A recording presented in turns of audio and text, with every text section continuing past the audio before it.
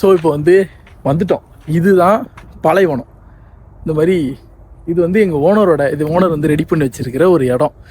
இங்கே எல்லாரும் உட்காந்துருக்கிறதுக்கு, இங்கே எல்லாரும் உட்காந்து பேசிக்கிட்டு இருக்கிறது, இது கீழே உட்கார்றது.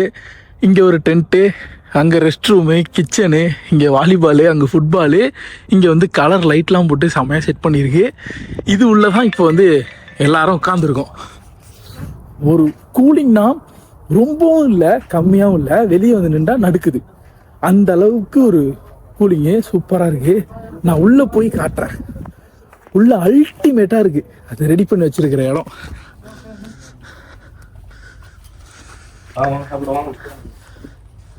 இதுதான் என்னோட ஓனர்.